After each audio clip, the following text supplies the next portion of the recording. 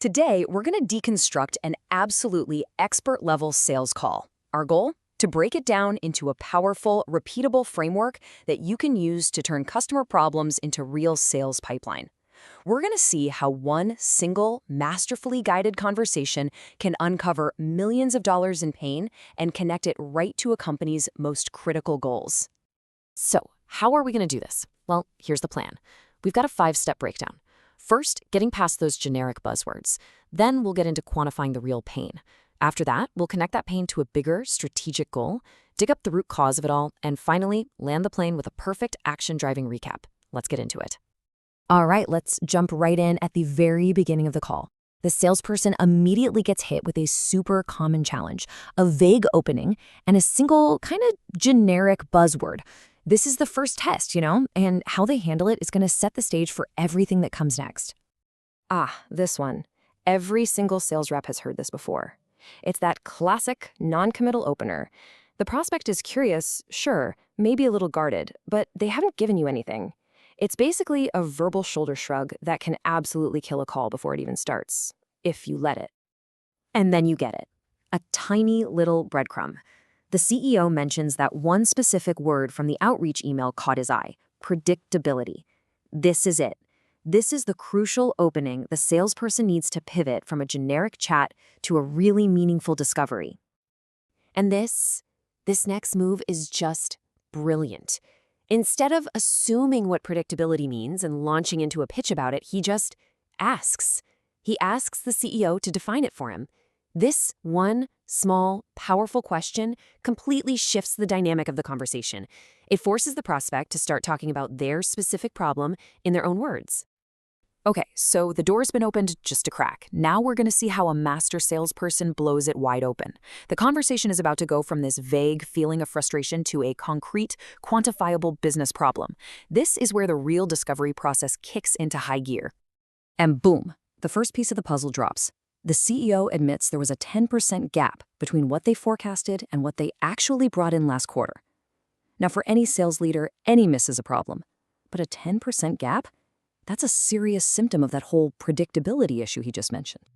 A percentage is a good start, but a great salesperson knows that real impact, real pain, is measured in dollars. So he probes a little deeper, and the CEO ballparks that 10% gap at $1 to $2 million in lost revenue for just one quarter. Suddenly, we're not just talking about a missed target, we are talking about a serious financial hit. But it's not just about the spreadsheet, right? The problem has a human side too. A staggering 50% of the company's 50-person sales team consistently fails to hit their quota. Think about that. That means half the team is carrying the weight for the other half, which points to a much bigger systemic problem. And this is where you see the true mind-boggling scale of the problem. You do the math, 25 underperforming reps, each with $1 million quota, and you realize the company is leaving a massive $25 million in ARR on the table. This has gone from a 10% forecasting error to a $25 million hole in the boat. This is a really important shift in the call. We're moving out of the sales manager's office and into the boardroom. The conversation is about to elevate from a simple operational issue to a high-stakes C-suite level strategic risk. See, that $25 million gap isn't just a number from the past. It's a direct threat to the company's future.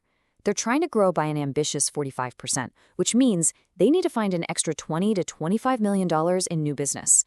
That's the exact amount they're currently failing to capture. Talk about pressure.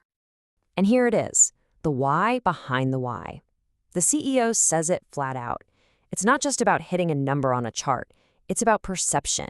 It's about proving to the people with the money, the investors, that this company can actually scale effectively. And this brings us to the real end game. The clock is ticking. The company's failure to fix this sales problem could literally jeopardize their next big funding round, their Series C, which is only 12 to 18 months away. So this has now gone from a sales problem to a potential threat to the entire company's future. Okay, so we know the what. A massive revenue gap that's threatening their funding. The impact is crystal clear. Now it's time to play detective and figure out the why. Why is the team underperforming so badly? What's the real root cause here? And the CEO just kind of throws this out there. Oh yeah, we tried to fix this once. We rolled something out a year ago, but it just didn't work.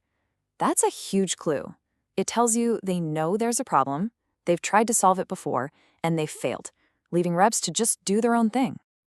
What you see here is basically a tale of two sales teams living under one roof. The top half, they're proactive. They do great discovery. They ask the right questions. But the bottom half, they rush to the demo. They don't dig deep, and they're inconsistent. This clearly spells out the behaviors that separate winning from losing. I mean, just look at this graph. It says it all, right? One half of the team is absolutely crushing it at 150%, while the other half is barely treading water around 55%. And the CEO knows it. He even says it himself. This is completely unsustainable. So what's the bottom line? Why are they losing all these deals? It's because the bottom half of the team can't build enough value or urgency, so they're consistently losing out to the most dangerous competitor of all, doing nothing. Prospects just aren't convinced they need to change. All right, this is the grand finale of the discovery phase. This is where you take all those little threads you've been pulling throughout the call and weave them together into a rope so strong the prospect can't possibly ignore it. It's all about creating urgency and getting alignment. And look at how this is done. This is not just a bullet point summary. It's a story. It's a logical chain reaction of pain. It connects the failed methodology to the performance gap, which leads to the $25 million revenue gap, which threatens the growth target, which ultimately puts their next funding round at risk. It's an inescapable conclusion.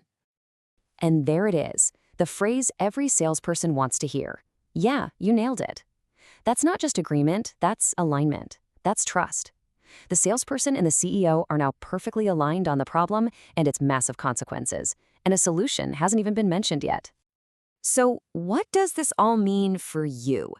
The big lesson here is that great discovery isn't just about collecting facts. It's about creating an experience for the buyer, a journey that leads them to their own aha moment. It's about helping them see their own business in a new, clearer light. Which really just leaves one big question you should be asking yourself. Are your questions making your buyers reflect?